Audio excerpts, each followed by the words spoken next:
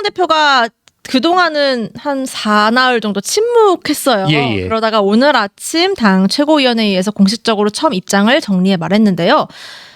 대통령 보좌 제대로 못하는 참모들 전면 교체하고 개각 단행하라. 예. 김건희 여사 활동 즉각 중단하라. 특별감찰관도 이제는 더 머뭇거리면 보수 공멸이다. 예. 등등등 여러 전반적인 메시지 냈는데 어떻게 평가하세요? 전 우선은 네. 그 녹취록이 공개된 이후로 한동훈 대표가 입장을 발표하지 않았다 막 비겁하다 이런 말을 했는데 비겁하다. 네. 네. 왜 그러는지 사실 뭐 중대한 사안이니만큼 그리고 어떤 사안의 추이, 사안의 전말을 알고는 대강의 전말을 알고 난 다음에 입장을 발표하는 게 바람직하잖아요. 네. 그런 의미에서 조금 정치평론가분들 방송에 나와서 뭐 이런 식으로 뭐 한동훈 뭐 다른 일에는 이러지 않다니 왜 이 일에는 이러냐. 좀 네. 이만큼 좀 숙고할 필요가 있는 사안이었다라고 보고 뭐 어떤 분들은 오늘 그 최고위원 회의에서 그와 같은 입장 발표에 대해서 뭐 충분히 예견된 그간의 입장과 특별히 다를 바 없다 이런 말씀도 하시는데 저는 조금 놀랐습니다. 조금은 진일보한 그리고 뭐랄까요 보다 더 각을 세운 대통령실의 직접적인 행동을 구체적으로 열거한 것으로서 네. 충분히 뭐 평가할 만한 그런 입장 발표이지 않나. 예. 어떤 부분을 조금 더 주목하셨어요? 어떤 메시지? 저는 대통령 사과 이 부분은 이제 처음이었던 것 같아요. 제 기억에는. 예. 그리고 사과하고 대통령 사과하고 참모진을 전면 개편하고 개각을 단행해야 된다. 이런 부분들. 예. 그 메시지는 직접적으로 나온 거는 제가 보기에도 처음인 것 같습니다. 네, 개각까지. 그렇죠. 예. 그래서 조금은 이게 어떻게 보면 한동훈 대표의 이와 같은 발언들이 저는 그렇게 봅니다. 대통령실이 자초했다라고 봐야죠. 그러니까 뭐 사실 모든 일에는 시기와 때가 있을 텐데 뭐랄까요 제2부속실 설치라든가 특별감찰관 임명이라든가 여사 수준의 사과로 넘어갈 수 있었던 때가 있었는데 그런 시기들을 모두 다 놓쳤지 않습니까? 그렇게 되다 보니까 국민들의 요구 수준 또한 더 높아질 수밖에 없는 것이고 급기야는 대통령께서 직접 나와서 사과해라. 저는 모르겠습니다. 뭐 이제까지 감히 여권 정치인 중에 대통령이 나서서 사과하라 이런 말 없었던 것으로 기억을 하거든요. 네. 그러면 또 그분의 정치적 운명이 어떻게 될지 모르니까 조금은 그 부분을 높게 평가하고 싶고 저는 오늘 11월 4일 한동훈 대표가 대통령께서 직접 사과하라는 이러한 요구에 대해서 어떤 식으로든 대통령실이 응답해야 될 필요가 있다. 응답해라. 또 이걸 가지고 뭐 이달 내로 입장을 발표할 수 있을 거다. 뭐 이달 내로 입장을 발표할 기회가 있을 거다. 그래 중요한 외교 활동을 다 이제 일정을 소화하고 나서 입장 밝히겠다 이렇게 조금 전에 이야기를 한 것 같아요. 대통령실 관계자가. 그러니까 조금 상황을 좀 보고 정리되고 이제 주중에 아마 11월 중에 임기 반환점을 돌 때 별도의 입장을 또 내는 시간을 마련한다고 하니 그때 얘기를 하지 않을까 싶기도 한데 일단은 그렇게 좀 모호한 입장 냈더라고요. 지금 사과를 하라는 것이고 사과를 받는 사람은 국민들이잖아요. 네. 국민들이 그걸 납득할까요? 지금 조금은 막말로 해보면 국민들 눈에 외교가 눈에 들어올까요? 아하. 네. 참 이게 참 일의 경중을 모른다 대통령실이. 네. 그러면서 또 자꾸 실기를 하고 있는 거잖아요. 실기한다. 근데 내내 이와 같은 모습이 반복 재반복되고 하면서 국민들의 시각도 굳어져 버리고 국민들의 시각이 대통령실에 대한 시각이 이제 제가 굳어졌다는 표현을 썼는데 바뀌질 않고 있고 뭐냐면 뭐랄까 여유 있게 바라보질 않는 거거든요. 그럴 수도 있지라는 지금 시각 생각이 국민들 입에서 국민들 눈으로 보이질 않는 거잖아요. 그런 인내와 와량이 좀 사라졌나 보네요. 그렇죠. 국민들 입장에서는. 그렇죠. 이게 그런데 모두 다 저는 대통령실이 자처한 것이다. 아니 사실 저도 그런 생각을 하는데 뭐 특정인을 거론해 보면 제가 그 SNL 뭐 요즘 논란이 있는 SNL 그 사건을 말하려고 하는 게 아니라 제가 뭐 코미디 프로 좋아하고 그런 프로 좋아해서 뭐 유료 회원은 압니다만 소위 쇼츠로 막 나오는데 즐겨 보거든요. 근데 모 여성 이 개그맨 네. 이름을 말씀드리면 금방 아실 텐데 거론은 하지 않겠습니다. 과거에는 정말 뭐 재밌다 그리고 뭐 뭐랄까요? 그 금단의 벽 네. 이런 걸 허물면서 저는 뭐 저런 성적 넘담 있을 수 있다. 여성 입에서 나오는 거 남성 입에서 나오면 좀 그게 거북스러울 수 있고 문제될 수 있는데 여성 입에서 저렇게 나오는 건 좀 저는 긍정적으로 바라봤었는데 예. 그분이 이제 뭐 국정 논란 관련해서 쭉 되다 보니까 어느 순간 볼 때마다 이걸 셔츠를 내려버리게 되더라고요. 제가 정말 긍정적으로 봤었는데 제가 말씀드리려는 건 사람의 심리라는 게 어떤 특정인을 바라보는 시각이라고 하는 게 이성적이지만 분명히 않거든요. 네. 네. 그리고 그 시각이 왜 바뀌었냐를 보면은 그게 누적되거나 특정 사건들이 켜켜이 쌓이는 거거든요. 그렇다면 저는 지금 대통령의 지지율이라든가 국민들이 대통령을 바라보는 시각 이거 정말 쌓이고 쌓여서 진짜 뭐랄까요? 꽁꽁 뭐 화석화되어져 버렸다. 국민들의 시각은 네. 이게 뭐 조금 잘한다고 해서 달라지지 않는다. 저는 그래서 대통령이 한동훈 대표의 요구한 대로 대통령이 사과하고 개각하고 네. 뭐 특별감찰관 임명하고 제2부속실 설치하고 한다고 해서 국민들이 얼마나 바뀔까? 이젠 그 수준이다. 저는 그렇게 보거든요. 네. 근데 그것조차 하지 않는다라면 저는 정말 불행스럽다. 예. 한 대표가 참 안팎으로 답답할 것 같은 게 대통령실은 일단 뭐 명태균 씨 관련한 정보를 뭐 주지 않는다고 하고요. 충분히 그렇죠. 방어조차 예. 못하게. 그렇죠. 여당 내에서도 이제 추경호 원내대표를 비롯한 친윤에서 아직도 특별감찰관에 대해서 손사래를 치고 있단 말이죠. 이거 어떻게 봐야 돼요? 이런 분위기. 제가 아까 했던 말씀도 그거거든요. 네. 그러니까 저는 김영선 의원, 제가 정말 김영선 의원 잘 모릅니다. 보니까 뭐 한 번도 만난 적도 없었을 것 같아요. 근데 5선 정도의 관록이라면 뭔가 뭐 보여주고 남다른 점이 있어야 될 텐데 어떻게 보면 창원시에 소지한 조그만 정치 브로커한테 완전히 목이 매달려서 왔다 갔다 한 거잖아요. 아유, 그 호통치는 네. 통화. 정말 민망스럽더라고요. 네. 야, 뭐 어떠라고요? 어쩌라고 하지 않았냐? 가만히 있으라고 하지 않았냐? 저는 이 국민의힘의 의원들도 다선 의원들도 그리고 뭐 시도지사 협의회에서도 여러 가지 입장 발표들을 하던데 네. 정말 좀 뭐랄까요? 국민들로부터 존경받을 만한 그런 입장들이 좀 나왔으면 좋겠다. 예. 시도지사 협의회 입장문 냈습니다. 예. 오세훈, 홍준표, 이철우 등 용산과 당 모두에 메시지를 냈는데 사실상 제가 보기에는 분열 갈등 멈추고 당정 일체에 집중하라 이 내용이 한동훈 대표에게 하는 말 같더라고요. 그렇죠. 어떻게 보셨어요? 그러니까 사실은 자세히 안 봤는데 네. 뭐 물론 머리글 보고 이제 기사화된 건 봤는데 예. 좋게 말해봐야 하나만 한 소리잖아요. 하나만 한다. 네. 이게 문제 해결이 안 되잖아요. 네. 그러네요. 네. 그럼 뭐 그렇게 한다고 해서 뭐가 되나요? 참.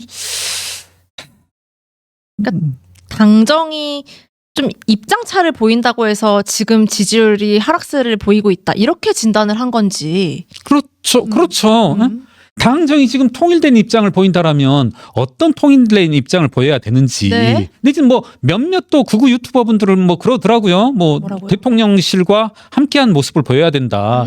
보니까 모 씨는 나와가지고 모 씨라고 할 필요도 없죠. 장해찬 씨는 나와가지고 김경률 진중권은 그 한 번도 동지적인 관계를 맺어본 적이 없는 사람들이다. 실명 저격 당하셨어요. 네, 그러더라고요. 근데 진중권 교수께서 그런 말 하기는 힘들 테니까 제가 한번 답변을 들어보면 네.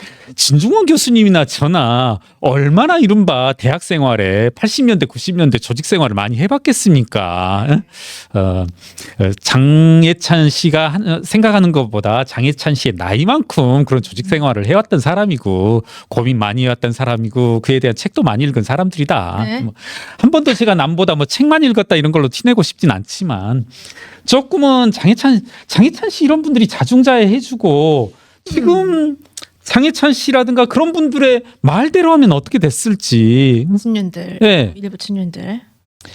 조금 전 그래요. 그러니까 뭐 제가 또 이 자리에서 정치에 발 디뎠을 때를 얘기하지만 네. 저는 참 어느 순간 정치라는 게 참 쉽다. 뭘 따라야 되느냐? 국민의힘의 당원 당규를 보면 되더라. 정강에. 전 다 써져 있더라고. 저 정말 꼼꼼히 읽었거든요. 그리고 무슨 문제가 악유가 논란이 있을 때마다 저는 정강 당원 당규 규정 찾았어요. 그러면 답이 있더라고요. 예. 어떤 내용이요? 아니 뭐 5.18에 관한 문제도 아. 다 답 있고 그리고 뭐 지금도 마찬가지입니다만은 당 대표와 원내 대표와의 관계 다 있습니다. 맞아요. 네. 네. 그리고 자유민주주의 그리고 저는 그래요. 국민의힘과 민주당 것도 다 읽었거든요. 국민의힘과 민주당이 당원 당규상으로 무슨 차이가 있을까? 심지어는 정의당과도 얼만큼의 차이가 있을까? 네. 다 노동자, 서민, 중산층을 보호하겠다고 하는데 네. 네. 그러니까 저는 그래요. 그러니까 자꾸 어려운 말 하지 말아라. 그리고 하나만한 소리 좀 하지 말아라. 뭐 당정 일체가 돼야 된다. 일체되려고 하죠. 네. 근데 당정 일체 이전에 국민의 뜻을 따라야 될 거 아닙니까? 여론조사 하는 이유가 뭐예요? 어떻게 보면 답안지 보려고 하는 거 아니에요. 국민의 여론이라는 게 답안지고 저는 그렇게 생각하거든요. 국민의 여론을 따른다라고 하면 그게 서로 틀린 길이라도 면피된다. 네. 뭐 전 그래요. 과거 뭐 예를 들어 봅시다. 김건희 여사 특검 지금 국민의 절대 다수가 찬성을 하는 상황이잖아요. 복수의 여론조사에서 그렇게 전 나오죠. 그렇습니다. 예. 그렇게 본다라면 일부 위헌적인 요소가 있다라면 한동훈 대표의 주장대로 국민의힘과 민주당이 서로 타협하여서 어떻게 보면 뭐 중간적인 입장을 취해가지고 김건희 특검안을 만들고 양당이 합의하여서 그대로 따라야 하는 것이 국민의 명령을 따르는 것이다. 네. 예. 자꾸 국민의 뜻 그리고 정답이라는 것이 어떤 뭐 하늘나라 저쪽에 어떤 암실에 궁중 뭐 저 뒤편 안 보이는 곳에 있는 것처럼 하면서 본인들만이 아는 것처럼 아는 것 마냥 그러면서 자꾸 당정 일치하라 함께한 모습을 보여라. 민심은 이미 지금 당에서 떠나고 있는데 네. 무려 80% 가까이가 국민의힘이라는 곳에서 등을 돌리고 있는데 다 떠나고 있는데 관중들 다 없는 데서 다 욕하면서 떠난 상황에서 뭐 어떻게 일체된 모습을 보이라는 거지. 이때의 일체된 모습이라고 하는 건 대통령실과 깨놓고 말하면 대통령실과 좀 함께해라 그런 거잖아요. 그런 걸로 해석이 돼요, 사실. 그렇죠. 네. 그걸 뭐 애둘러 말할 필요가 있습니까? 네. 다 같이 죽자는 건데 저는 다 같이 죽자는 게 아니라 다 같이 살자. 지금 더군다나 뭐 적이라는 표현도 이제 무시로 쓰는 이제 우리나라 국내 정치인데 민주당이 지리멸렬한 모습이잖아요. 조금만 잘하면 되거든요. 네. 네. 그리고 잘할 수 있고. 그렇습니다. 그래서 사실 기본으로 돌아가는 게 맞는 것 같아요. 그래서 당원 당규 말씀하신 거고, 그래서 민심 말씀하신 것 같고, 그 답안지가 명확히 나오고 있는 상황이니까 여기에 좀 더 집중을 해야 되는 거 아니냐라고 그렇죠. 말씀하신 것 예, 같은데요. 참 그 정치를 좀 쉽게 봤다는 생각 내지는 후회도 들긴 합니다만은 네. 그렇게 생각했던 적이 있었거든요. 그러니까 뭐 당원 당규 다 정답 있고 그리고 국민들 여론조사 하는 이유가 뭐예요? 심지어는 지금 대통령실도 네. 2025년 예산에 뭐 여론조사 비용을 상당히 높인 것으로 아는데 그렇죠. 그거 왜 해요? 다 어떻게 보면 국민의 민심을 청취해서 그거대로 따르겠다라는 의미지 민심과 따로 가겠다고 민심을 청취하지는 않잖아요. 그럼 제멋대로 해도 되는 거죠. 민심 들을 필요 없이. 그래서 그런 의미에서 좀 정치를 너무 어렵게 할 필요가 없다. 이렇게 어렵게 가려는 이면의 생각에는 본인들 자신의 어떤 사욕을 사리 사욕을 권력욕을 채우려는 그런 게 있지 않나 뭐 그런 생각을 합니다. 677조라고 해요. 내년도 예산 관련해서는 좀 어디에 주목하세요? 백 기사님? 저는 뭐 네. 여러 가지 이제 야권의 반응들 기왕에 네. 오늘 얘기한 뭐 저번 주에 얘기를 하고서 네. 오늘로 넘겼는데 시간이 할애가 될지 모르겠는데 짧게 얘기해 보면 저는 시청자 여러분 재밌는 사건 사고 중에 장철민 의원, 민주당 장철민 의원 뭐 저는 칭찬할 부분 칭찬해야 된다라고 생각합니다. 뭐 개인적인 친분이 아주 조금 있는데 의원님께서는 저를 모르실지 모르지만 네. 뭐냐면요. 이 지역 상품권 정확히는 온누리 상품권인데 민주당 일각에선 이걸 뭐 서로 다르게 보는데 그게 그겁니다. 네. 제가 통칭해서 그냥 우선은 지역 상품권이라고 할게요. 사건의 요지는 뭐냐면 지역 상품권 매출액만 1천억이 넘었습니다. 이 세 군데 업체가. 근데 그 세 군데 업체가 어디냐면 조금은 제가 한번 찾아서 재래시장 한가운데에 있는 마늘 도매 업체거든요. 네, 마늘. 네네네. 잠시만요. 예. 자, 정리하자면 이 온누리 상품권이 무려 1,000억 넘게가 세 군데 업체를 통해서 이 교환이 됐는데 네. 세 군데 중에 두 군데는 유령 업체이고 하나는 마늘 가게인데 이 세 명은 모두 다 한 사람과 이제 특수관계자라 얽힌 거다. 아이고. 제 요지는 뭐냐면요. 네. 제가 조금 오버스럽게 말해보자면 이건 충분히 예견된 사태였다. 그래요. 예견된 사태였다. 여러분 이 일의 핵심은 이건 거죠. 뭐냐면 이 마늘 가게 주인 입장에서는 상품권 종이 쪼가리를 네. 900억 원어치를 사요. 뭐 일단 누구로부터 산다 이 과정을 빼버리자고요. 네. 일단 자 액면가 1,000억 원어치를 들고 가면 이렇게 해보자고요. 숫자를 작게 해볼게요. 1,000억 원어치 이 사람이 실제로 1,000억 원이 넘는다고 하니까 이 사람이 자 1,000억짜리 상품권 한 장이라고 해보죠. 이걸 가지고 뭐 경북도청을 갔어요. 네. 그럼 경북도청에서 1,000억을 줘야죠. 네. 네. 자, 그대로. 네. 그런데 이분은 이 마늘 가게 주인은 이 1,000억짜리 상품권을 어떻게 구했냐는 거죠. 네, 그게 중요할 것 같은데. 네. 정상적인 거래라면 1,000억 원어치 마늘을 팔고서 맞아요. 받았을 텐데 네. 그건 절대 아니라는 거죠. 그게 규모가. 예, 그렇죠. 1,000억 원어치 마늘이면 뭐 얼마나 되겠습니까? 네. 이 사람은 어떻게 했을 가능성이 크냐면 여러분 이제 뭐 요즘 백화점 앞에 요즘도 있습니다. 상품권 삽니다. 네. 그런 식으로 했겠죠. 소위 말하는 상품권 깡을 했겠죠. 네. 상품권을 가지고 있는 사람한테 우리 구 기자님께서 우리 PD님께서 상품권을 예를 들어서 100억 가지고 있으면 100억 액면가. 네. 그럼 이분들은 100억 원어치를 얼마에 샀냐면 90억 원에 샀잖아요. 맞아요. 네. 그럼 저는 가서 이렇게 말하는 거죠. 92억 원에 내가 살게. 2억을 얹어줄게. 네. 그러면 앉은 자리에서 2억의 이익을 보니까 그죠? 그리고 저는 그걸 받아. 자 92억에 샀지만 액면은 100억이니까 저는 앉은 자리에서 경북도청 가서 100억을 바꿔오면 8억을 이익 보는 거죠. 아하. 네. 그러니까 이걸 저는 막 100만 명, 10만 명 이렇게 하지 말고 한 명으로 나눠보면 결국은 네. 누군가 한 명이 1,000억짜리 상품권을 900억에 사서 마늘 가게 주인 김경률한테 92억 받고 팔면 920억을 받고 팔면 20억을 곧바로 이득 보고 김경률은 그걸 가지고서 도청에서 1,000억을 받아오면 와. 앉은 자리에서 80억을 이익 보는 거죠. 무슨 창조 경제죠? 그러니까 이게 그렇죠. 창조 경제가 돼버리는 거죠. 네. 이게 과연 누구를 위한 지역 상품권이고 이건 예견됐다는 말씀이죠. 이건 제가 그래서 저는 이걸 꼭 말해보고 싶었던 이유가 네. 제가 그간에 한마디 어떻게 보면 높아심에 우리 시청자분들께서 제가 던진 말씀을 잘 이해했을까? 이런 것의 구체적인 사례이거든요. 제가 무슨 말씀을 드린 적이 있냐면 온누리 상품권, 지역 상품권은 결함 있는 화폐다라고 했거든요. 네, 맞아요. 예.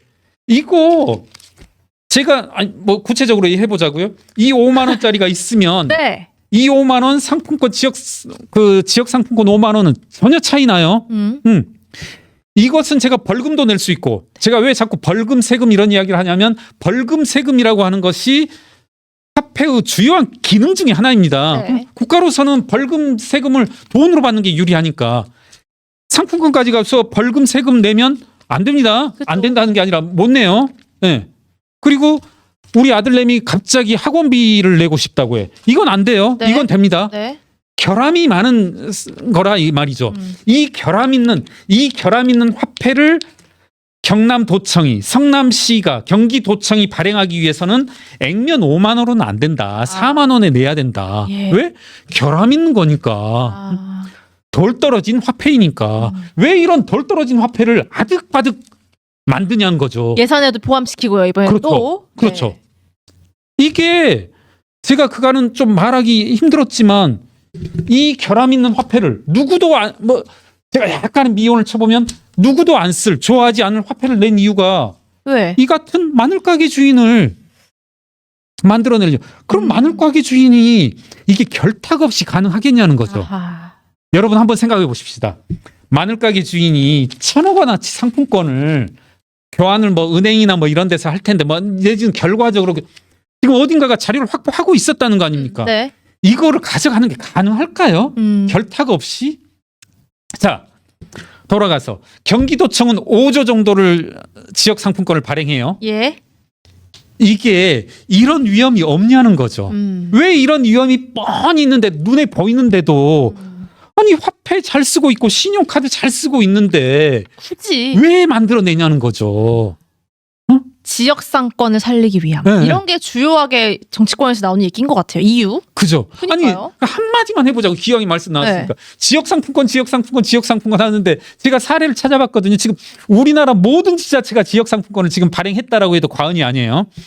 해남, 강진, 장흥, 보성 5만 군데가 다 했거든요. 여러분 그렇게 되면 지역 상품권 의미가 있어요? 없어요?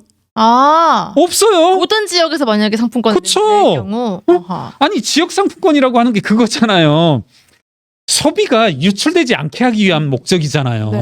어떻게 보면 전 그래서 지역 상품권은 일시적으로 제한적으로만 써야 된다. 그래야 효과가 있는 거다. 짧게 코로나 있을 때만 그리고 지역적으로 한시적으로만 해야 의미가 있는 거지. 지금 지역 상품권이 무슨 의미가 있냐고요. 오히려 결함 있는 화폐로 해가지고 이거 가지고는 해남에서만 써. 그럼 해남에서만 쓰고 장흥에서만 써. 아무 의미가 없는 거죠. 오히려 결함 있는 화폐의 그런 기능이 결함성이 더 돋보이는 거죠. 많은 분들이 그러게 지역 상품권 왜 필요하지? 이렇게 의문을 또 제기해 주시고 계시네요. 하나만 더 열받은 김에 마지막으로. 네. 자, 지역 상품권을 쓰는 사람, 유통시키는 사람 이렇게 문제가 많은데 여러분 가장 큰 문제는 발행하는 사람 아니겠습니까? 아니 김경률이라는 사람이 위조화폐를 만들어. 그건 아니 진짜 저에 대한 거니까 어느 때든지 위조화폐라고 하는 건 어마어마한 일이잖아요. 어마어마한 일인데 이게 제가 이 자리에서 한번 이건 좀 국민의힘 의원들이 좀 찾아주셨으면 좋겠는데 각 지역화폐를 발행하는 기관들이 제가 살펴본 바로는 지금까지는 다 금융기관 내지는 공적기관에 준하는 곳이거든요. 네. 유일하게 경기도만 일반 사회사예요. 네, 그 회사 이름이 어디였더라? 왜 그렇지? 네. 자, 여러분 한번 생각해 보십시오. 조폐공사는 통제가 되겠죠. 모르겠습니다. 조폐공사는 조폐공사에서 위조화폐를 만들었다. 적절하지 못한 화폐가 만들어졌다. 그런 말 못 들어봤고. 여러분, 은행이라는 것도 사고 많이 나거든요. 네. 이거 좀 알아는 두세요, 여러분. 최근 들어서 은행에서 금융사고 많이 나잖아요. 여러분, 삼성전자에서 금융사고가 났다. 어느 여직원이 횡령사고가 일어났다. 그렇다라고 해서 여러분이 삼성 노트북, 또 뭐가 있을까요? 핸드폰? 삼성 핸드폰 안 사는 거 아니잖아요. 네. 아무 상관없잖아요. 품질하고. 그런데 금융기관에서 횡령사고가 일어났다 하면은 구체적으로 얘기를 들죠. 농협에서 자주 발생하니까.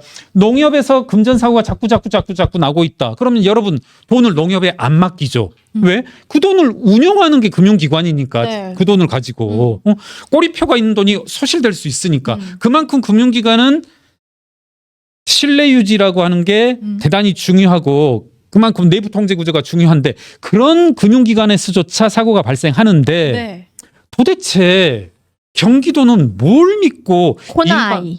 네. 코나아이. 네. 그리고 코나아이는 제가 예전에도 말씀드렸지만 여러 가지로 감사 의견도 제안이 나오고 이번 감사원에서도 내부 통제 구조 절차에 있어서 여러 가지 제약이 있는 곳인데 이런 곳이 제가 약간 업을 해볼게요. 그런 곳에서 화폐를 발행해? 여러분 한번 생각해. 이건 가정입니다. 절대 그런 일 없는 겁니다. 아까 제가 무슨 말씀을 했냐면 돌아와서 제가 1,000억 원어치 상품권을 쥐고 있어요. 어찌 됐든 간에. 네. 제가 이걸 어떻게 가져왔는지는 생각하지 말자고요. 대신 그런데 여하튼 이 1,000억 원짜리 상품권을 가지고 경기도청을 가면 궁극적으로 경기도청을 가면 1,000억을 받는 거잖아요. 네. 그리고 나는 이 중에서 900억만 메꿔 넣으면 되는 거잖아요. 이게 공공기관, 공공기관 적폐공사에서는 그러지 않겠습니까? 이 5만 원짜리 화폐가 있어서 매월 몇만 장을 발행하는지 철두철미하게 관리되겠죠. 네. 5만 장 장부에 발행됐다고 되어져 있는데 6만 장 발행됐다 하면 이건 큰일이죠. 대대적인 사고인 거죠. 네. 네. 금융기관 조금 고개가 갸우뚱해져요. 금융기관이 여러분이 생각하는 것만큼 막 기계적으로 착착착 맞는 것 절대 아닙니다. 이건 제가 장담할 수 있어요. 회계사로서. 그런데 코나이라는 사적 기관은 그렇게 믿을 수 있을까요? 네? 여러분, 제가 여러분한테 던지는 질문이에요. 코나이에서 저는 2024년 11월에 10만 원권 지역사랑 상품권을 10만 장만 발행해야 된다. 이런 것들이 코나이라는 사회사에서 사적 회사에서 잘 지켜질까? 이건 그냥 의문점으로만 두겠습니다. 물음표를 남기면서 우리 이제 야당 장외 집회나 이런 것도 얘기해야 되는데 한 가지 30초만 이야기하고 마무리하겠습니다. 이재명 대표 오늘 아침에 금투세 폐지 결정 사실상 내렸거든요. 어떻게 보세요?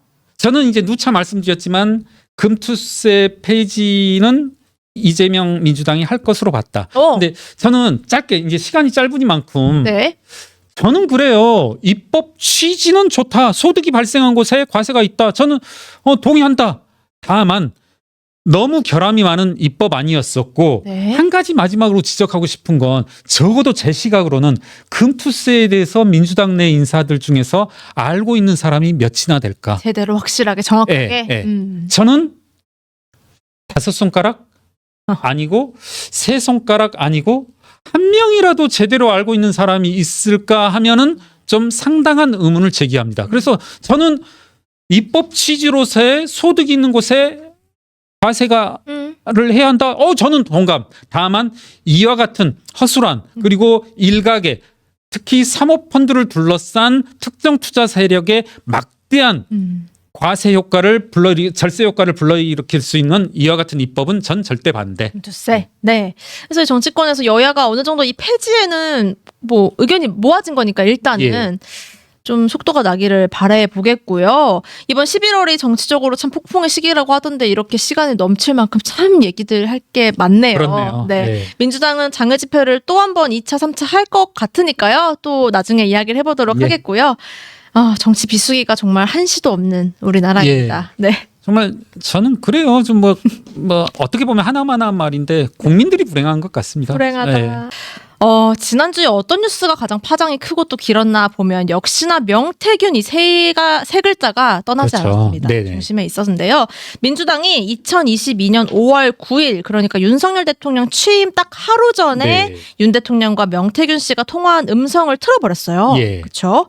뭐 많이들 들으셨을 텐데 주요 내용은 어쨌든 김영선이 열심히 뛰었으니 좀 도우라고 내가 당에 얘기했다. 당에서 말을 안 듣네. 뭐 이런 얘기였죠. 윤 대통령의 음성이었는데요. 이 녹음 일단 어떻게 들으셨나요? 저는 그래요. 이 사건, 이 녹취가 이거 하나라면 뭐 넘어갈 수도 있고 그리고 일각에서 정진석 비서실장이었나요? 뭐 짧은 축하였을 뿐이다. 흔한 덕담이고 이 취임식 하루 전날 5만 전화가 많이 왔을 텐데 한 명 한 명 상대하면서 쉽게 나올 수 있는 어떤 뭐 덕담 수준이다. 뭐 이런 말을 했는데 만약 이게 이 한 건이라면 많은 일들이 있고 그것과는 좀 상반되는 뭐 이런 사건이라면 그렇게 넘어갈 수 있는 그런 일이지 않을까. 그런데 이게 누적되다 보니까 더군다나 이게 그간의 대통령실의 해명과 정면으로 이제 반대되는 해명이잖아요. 그렇죠. 단 2차례밖에 연락이 없었다. 그리고 언제 당선된 이후로는 연락을 끊었다. 경선 이후에 끊었다라고 했습니다. 그렇죠. 네네, 맞습니다. 그런 것들을 다 이제 정면으로 반박하는 그런 내용들이다 보니까 그리고 저는 좀 요즘 이제 그 한동훈 대표가 그런 표현을 쓰고 많이들 쓰던데 짜친다는 표현. 짜친 느낌이 드는 게 법적으로 문제 없다. 그런 얘기도 합니다. 이게 정말 저는 좀 많이 부끄럽더라고요. 그러니까 제가 뭐 야구 좋아하다 보니까 또 야구 비유를 해보면 또 김경률이 마운드에 오르는 일. 제가 올해 이제 한국 시리즈가 다 끝났습니다만은 김경률이 뭐 삼성 라이온즈와 한국 시리즈 야구장에 선발 투수로 나서요. 네. 법적으로는 전혀 문제 없죠. 뭐 네. 선수 등록하고 한다라면.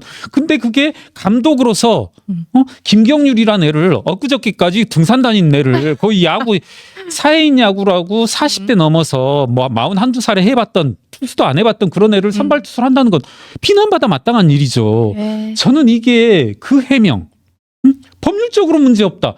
국민들이 받아들이는 건 이게 법적으로 문제 있다. 그 부분을 지적하는 게 아니거든요. 예. 그게 과연 적절했냐.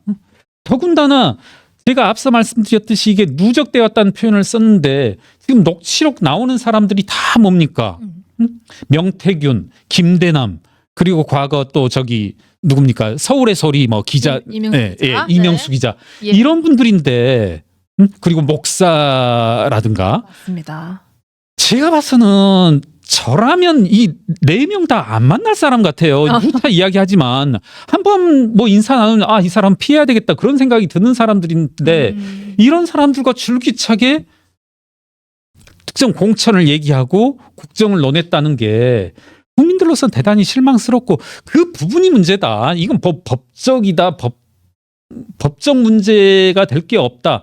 아니 물론 법적 문제가 된다라면 민주당의 주장처럼 뭐 선거법 위반이라든가 여러 가지 이제 그런 법률적 위반 사항이 나오면 탄핵으로까지 이제 확대될 수 있는 그런 사안인데 저는 그 이전에 이와 같은 만남 자체, 통화 자체, 소통 자체가 조금 문제가 되지 않나. 예. 결국은 그런 부분들에 대해서 이야기를 했어야 되고 해명을 했어야 되는데 좀 많이 한숨이 나옵니다, 정말. 예. 그 법적인 문제, 이 지금 여야가 공직선거법 얘기를 하는 것 같아요. 이게 예. 위배되냐 아니냐. 왜냐하면 5월 9일은 대통령 당선인 신분이기 때문에 이 선거법에 적용되지 않는다라는 게 이 친윤과 용산 대통령실의 입장인 것 같고요. 네네. 정진석 실장도 그렇게 얘기를 했고요. 다만 이제 민주당 입장에서는 대통령 당선인을 민간인으로 치부할 수 있느냐 영향력이 예. 네. 그리고 공천이 확정된 건 그 다음 날 취임식 이후 아니냐 그렇기 예. 때문에 대통령 영향력을 행사한 거다라고 그렇더라고요. 팽팽히 맞서고 있는데 이런 논쟁이 사실 본질과 어긋난다 이렇게 보시는 거죠. 저는 그렇게 봅니다. 네, 저는 그렇게 보고 여하튼 뭐 지금 매일 새로운 사건들이 터지고 있는데 하나도 사건들을 뭐 저도 책상을 이렇게 정리합니다만 목표가 그거거든요. 오늘 어지른 거보다 조금이라도 하나라도 더 치우자. 네. 뭐 그 목표를 항상 정해놓지만 한 번도 실행은 못 하고 있는데, 안 되죠. 네. 네.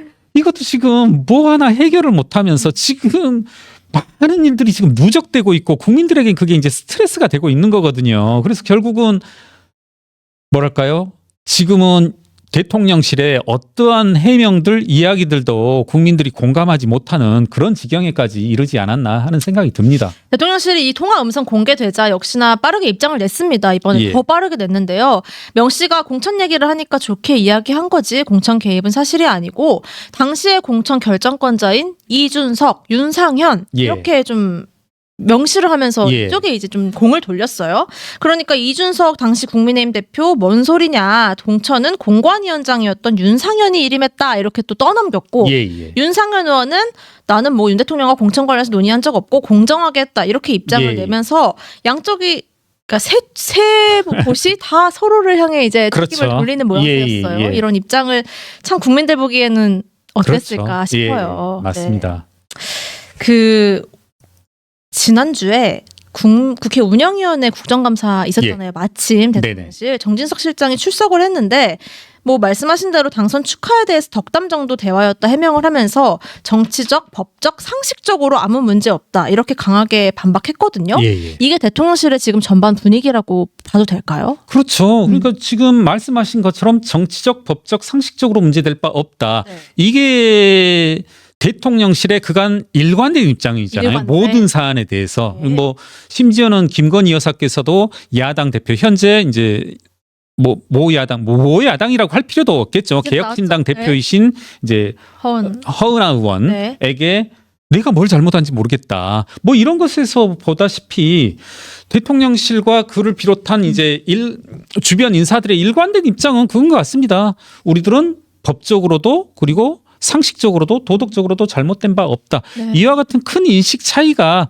지금 지지율의 추락이라고 하는 사태를 맞게 되지 않았나 이런 생각을 합니다. 네, 지지율 관련해서 조금 이따가 좀 구체적으로 살펴보도록 하고요. 그 친윤에서는 이런 얘기도 나와요. 이 민주당이 녹취를 짜깁게 한 거다. 뭐 조작 의혹 가능성 제기를 했고요. 대통령이 박절하지 못해서 이렇게 좋게 대화를 한 거다. 이렇게 강명구 의원이 이야기를 하기도 했네요. 이런 친윤의 방어는 어떻게 보세요? 아니, 그러니까 이제 저도 소위 짤방이라고 하잖아요. 네. 김영선 좀 해줘라. 이것에 대해서 다 이제 뭐 시청자 여러분들 보셨겠지만 그게 네. 사실은 그런 말이다. 김영선 좀 회줘라. 이 말이었다. 이게 지금 이제 조롱이잖아요. 조롱이지 사실. 네. 네. 바이든 날리면 그렇죠. 그때를 이제 연상케 하는. 네. 그러니까 이게 누차 말하지만 처음은 비극일지 몰라도 이런 일들이 자꾸 벌어지면 희극이 되는 거고 공권력 자체가 그리고 대통령실의 권위 자체가 희화돼 버리는 건데 참 여러 가지로 아쉽습니다. 참 오늘 뭐 좋은 말을 해야 되는데 대통령실에 대해서 이게 참 뭐 쉽지 않죠. 정말 쉽지 않습니다. 네. 어쩌다 이렇게 됐는지 지금 그런 것 같아요. 국민들 그리고 뭐 시청자분들 저를 비롯해서 많은 사람들이 이제 대통령실의 반응은 다 컨트롤 C 컨트롤 V처럼 다 알고 있잖아요. 응? 어떻게 나올지 네. 개명할지 네. 네. 뭐 돌을 맞더라도 가겠다. 누가 뭐라고 하든 묵묵히 나는 개혁을 추진해 나가겠다. 올 연말까지는 개혁의 성과를 보이겠다. 네. 그리고 뭘 잘못했냐. 뭐 이런 건데 이게 지금 국민들이 느끼는 감성과는 천양지 차이니까. 네. 그 간극을 어떻게 메워야 할지 그렇죠. 여당도 고민이 있을 것 같습니다. 예. 네.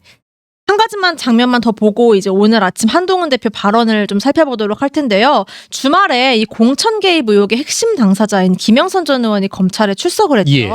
들어가면서 기자들의 질문에 답을 했는데요.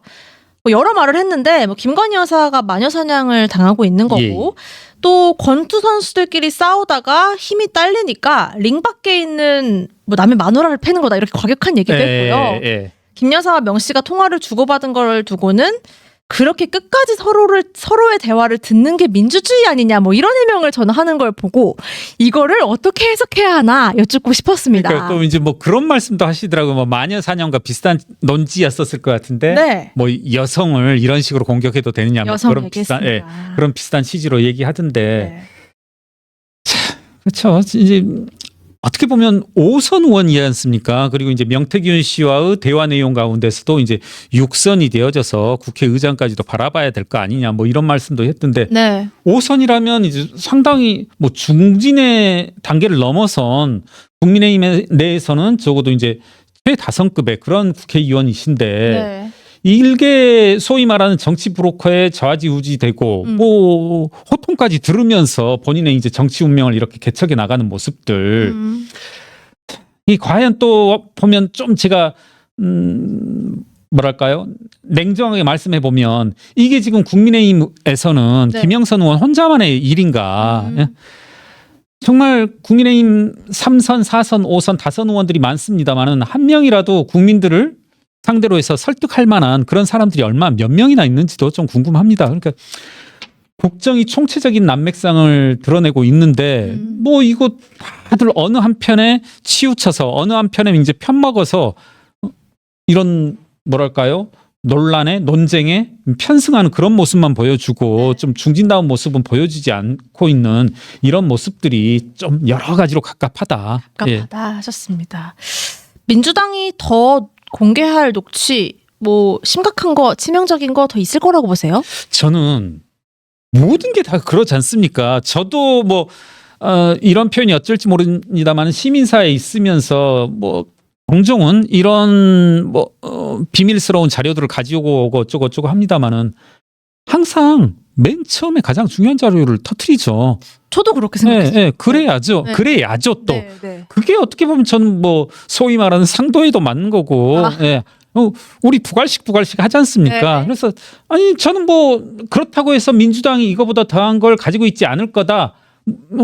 그럴 가능성은 없다. 이런 말이 아니라 뭐 있으면 더 내놔야 될 테고. 근데 제 생각엔 첫 번째 항상 모든 사람이 적어도 정치 국면에서는 첫 번째 카드가 가장 중요한 카드일 텐데 뭐 더 있을까? 아니 뭐 더 어떻게 보면 또 누군가는 그런 말을 하더라고요. 워낙 민주당 스스로가 김을 많이 빼놔가지고 네. 이게 그렇게 충격적이진 않다. 예. 그런 의견들도 있군요. 예, 그러니까 사실 이번에 그 명태균 씨와 윤석열 대통령의 녹취록 네. 그게 나왔을 때도 생각만큼 민주당이 의도한 만큼의 지금 효과는 안 나타나고 있다라고 보거든요. 민주당은 이게 어떤 탄핵의 결정타가 되어야 된다. 뭐 될 수 있도록 만들어야 된다. 이런 반응들이 이제 국회의원들, 민주당 의원들 사이에서도 많았던 것으로 아는데 네. 의외로 국민들은 좀 무덤덤하지 않나. 예. 677조라고 해요. 내년도 예산 관련해서는 좀 어디에 주목하세요? 백 기사님? 저는 뭐 네. 여러 가지 이제 야권의 반응들 기왕에 오늘 얘기한 뭐 저번 주에 얘기를 하고서 네. 오늘로 넘겼는데 시간이 할애가 될지 모르겠는데 짧게 얘기해 보면 저는 시청자 여러분 재밌는 사건 사고 중에 장철민 의원, 민주당 장철민 의원, 뭐 저는 칭찬할 부분 칭찬해야 된다라고 생각합니다. 뭐 개인적인 친분이 아주 조금 있는데 의원님께서는 저를 모르실지 모르지만 네. 뭐냐면요, 이 지역 상품권, 정확히는 온누리 상품권인데 민주당 일각에선 이걸 뭐 서로 다르게 보는데 그게 그겁니다. 네. 제가 통칭해서 그냥 우선은 지역 상품권이라고 할게요. 사건의 요지는 뭐냐면 지역 상품권 매출액만 1천억이 넘었습니다. 이 세 군데 업체가. 근데 그 세 군데 업체가 어디냐면 조금은 제가 한번 찾아서 재래시장 한가운데에 있는 마늘 도매 업체거든요. 네, 마늘. 네네네. 잠시만요. 예. 자, 정리하자면 이 온누리 상품권이 무려 1,000억 넘게가 세 군데 업체를 통해서 이 교환이 됐는데 네. 세 군데 중에 두 군데는 유령 업체이고 하나는 마늘 가게인데 이 세 명은 모두 다 한 사람과 이제 특수관계자라 얽힌 거다. 아이고. 제 요지는 뭐냐면요. 네. 제가 조금 오버스럽게 말해보자면 이건 충분히 예견된 사태였다. 그래요. 예견된 사태였다.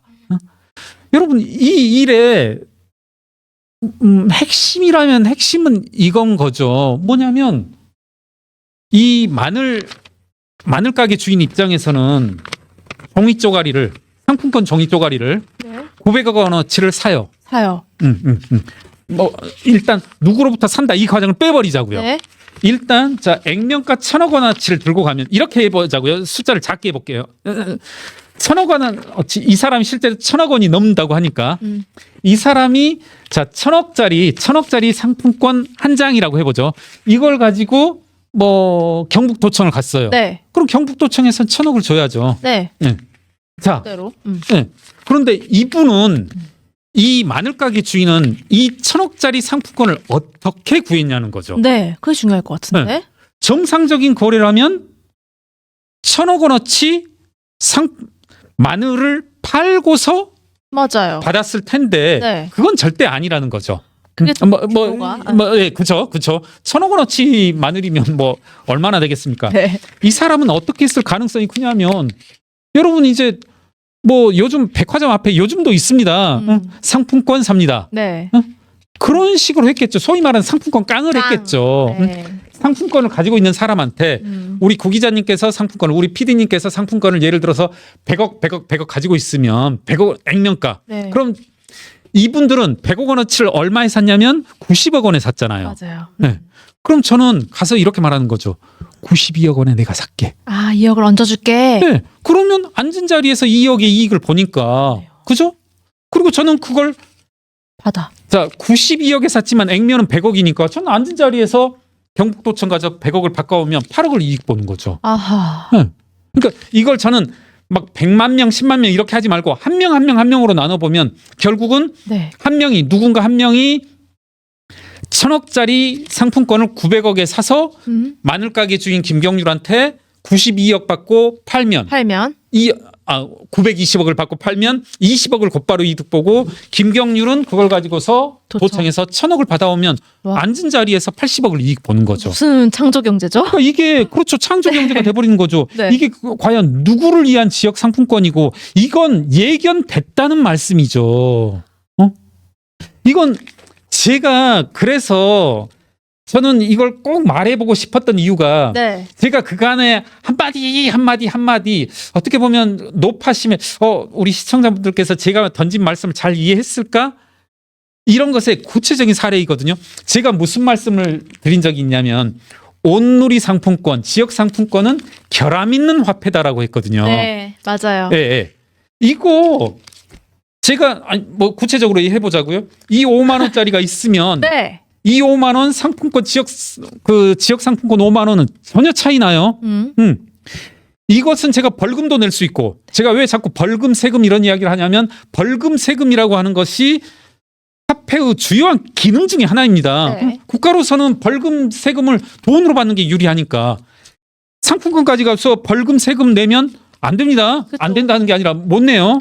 네. 그리고 우리 아들내미 갑자기 학원비를 내고 싶다고 해. 이건 안 돼요. 네. 이건 됩니다. 네.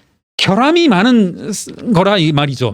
이 결함 있는 화폐를 경남도청이 성남시가 경기도청이 발행하기 위해서는 액면 5만 원으로는 안 된다. 4만 원에 내야 된다. 예. 왜?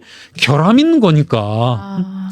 돌 떨어진 화폐이니까. 왜 이런 돌 떨어진 화폐를 아득바득 만드냐는 거죠. 예산에도 포함시키고요. 이번에 그렇죠. 또. 그렇죠. 네. 이게 제가 그간은 좀 말하기 힘들었지만 이 결함 있는 화폐를 누구도 제가 약간의 미온을 쳐보면 누구도 안 쓸 좋아하지 않을 화폐를 낸 이유가 왜? 이 같은 마늘 가게 주인을 만들어내려고. 그럼 마늘 가게 주인이 이게 결탁 없이 가능하겠냐는 거죠. 아하. 여러분 한번 생각해 보십시다.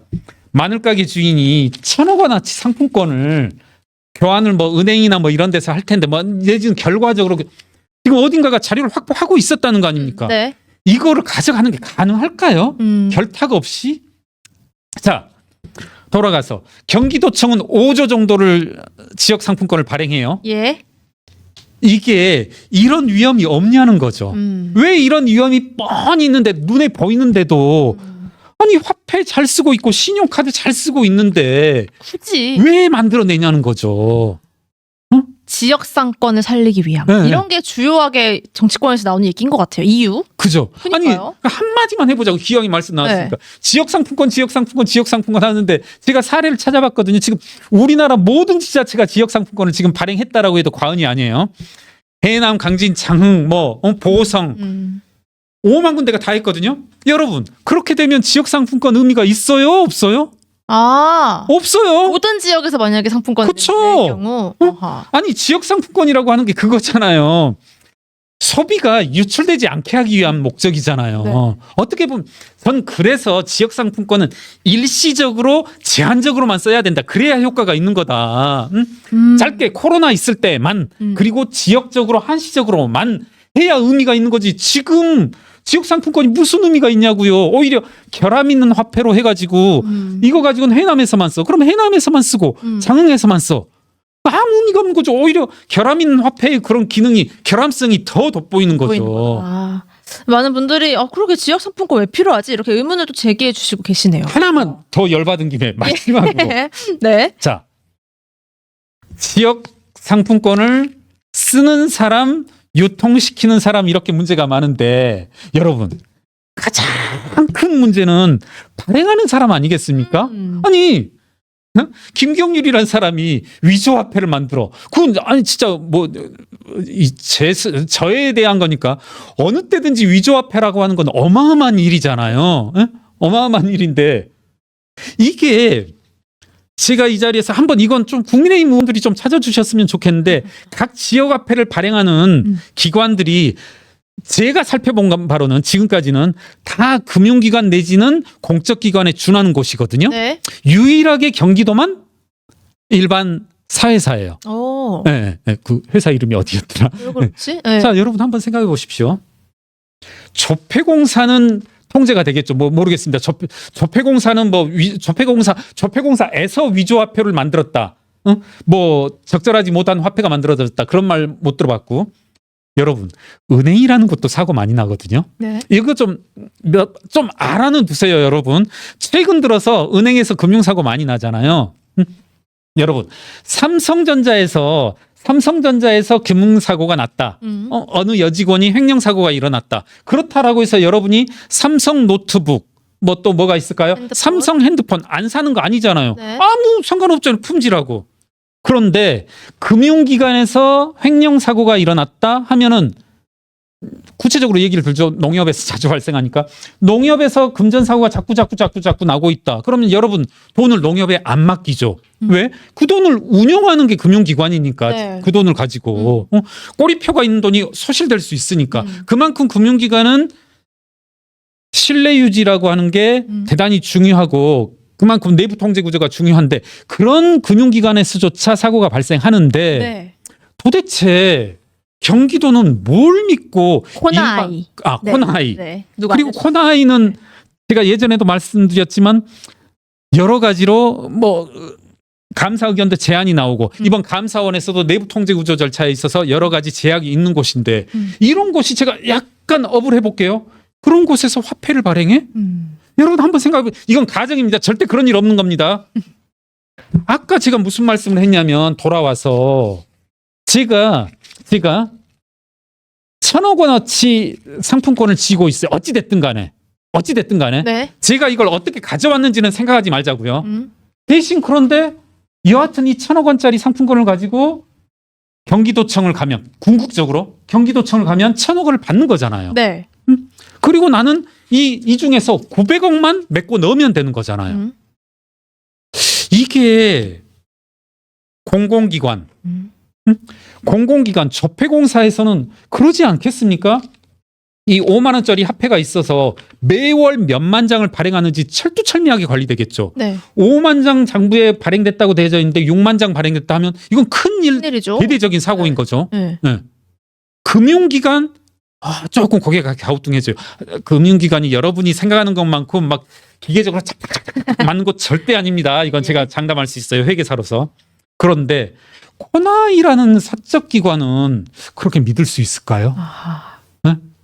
여러분, 제가 여러분한테 던지는 질문이에요. 코나이에서 저는 2024년 11월에 10만 원권 지역사랑 상품권을 10만 장만 발행해야 된다. 이런 것들이 코나이라는 사회사에서 사적 회사에서 잘 지켜질까? 이건 그냥 의문점으로만 두겠습니다. 물음표를 남기면서 우리 이제 야당 장외 집회나 이런 것도 얘기해야 되는데 한 가지 30초만 이야기하고 마무리하겠습니다. 이재명 대표 오늘 아침 회의에 금투세 폐지 결정 사실상 내렸거든요. 어떻게 보세요? 저는 이제 누차 말씀드렸지만 금투세 폐지는 이재명 민주당이 할 것으로 봤다. 근데 저는 짧게 이제 시간이 짧으니만큼 저는 그래요. 입법 취지는 좋다. 소득이 발생한 곳에 과세가 있다. 저는 동의한다.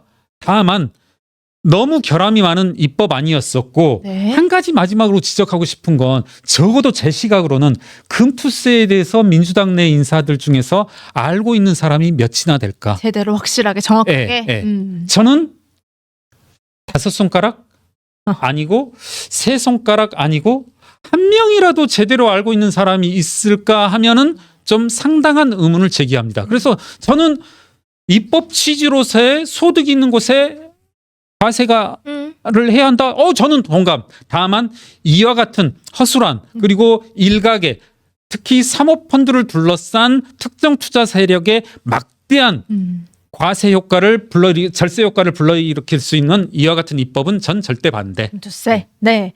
그래서 정치권에서 여야가 어느 정도 이 폐지에는 뭐 의견이 모아진 거니까 일단은 좀 속도가 나기를 바라해 보겠고요. 이번 11월이 정치적으로 참 폭풍의 시기라고 하던데 이렇게 시간이 넘칠 만큼 참 얘기들 할 게 많네요. 그렇네요. 네. 민주당은 장외 집회를 또 한 번 2차, 3차 할 것 같으니까요. 또 나중에 이야기를 해보도록 하겠고요. 정치 비수기가 정말 한시도 없는 우리나라입니다. 네. 정말 저는 그래요. 좀 뭐 어떻게 보면 하나만 한 말인데 국민들이 불행한 것 같습니다. 불행하다. 우리 네. 국민들이.